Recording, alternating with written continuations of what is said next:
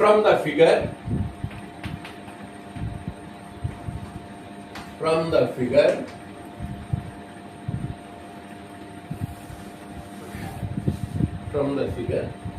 మనకు ఈ సైడ్ ఎంత వచ్చింది ఇప్పుడు 4 వచ్చింది. ఫ్రమ్ ద ఫిగర్ ఏం కావాలి మనకు tan A వాల్యూ కావాలి. tan A is equal to tan A opposite side by adjacent side, opposite side by adjacent side, opposite side 3, adjacent side 4, 3/4. So tan A value వచ్చింది. ఇంకా tan B value కావాలి కదా. tan B value అంటే cot B నుంచి కనుక్కో. cot B నుంచి దీనికి మీకు ఫిగర్ కూడా అవసరంలా. cot యొక్క రెసిప్రోకల్ ఏమి tan B. tan B is equal to cot యొక్క రెసిప్రోకల్ tan కాబట్టి tan B is equal to ఈ వాల్యూను రివర్స్ చేయి, తలక్రిందులు చేయి 2/3. ఇప్పుడు tan A వాల్యూ తెలుసు, tan B వాల్యూ తెలుసు, ఇక్కడ సబ్స్టిట్యూట్ చేసుకో. that is equal to tan A value ఎంత 3/4,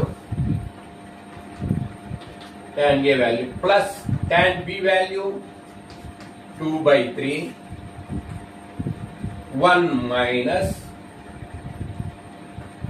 tan A 3/4 into tan B 2/3.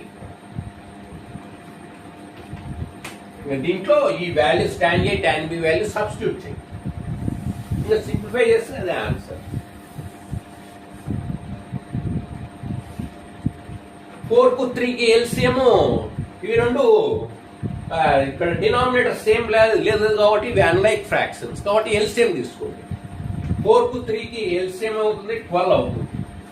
ఈ ఎల్సిఎం ను ఈ ఫ్రాక్షన్ లో డినామినేటర్ చేత డివైడ్ చేయి. 12 ను 4 తో డివైడ్ చేస్తే 3, 4 3s. ఆ 3ని తీసుకొచ్చి కోసెంట్ లో 3ని తీసుకొచ్చి ఇక్కడ న్యూమరేటర్ తో మల్టిప్లై చేయి. 3 3s 9. 12 ను ఎల్సిఎం ను 4 తో డివైడ్ చేయి. 4 3s. ఈ కోసెంట్ ను తీసుకొచ్చి న్యూమరేటర్ తో మల్టిప్లై చేయి. 3 3s. ఇక్కడ కూడా అంతే. ఈ 12 ను 3 తో డివైడ్ చేయి. 3 4s. ఈ 4 ను తీసుకొచ్చి న్యూమరేటర్ తో మల్టిప్లై చేయి. 8 4 2 సారీ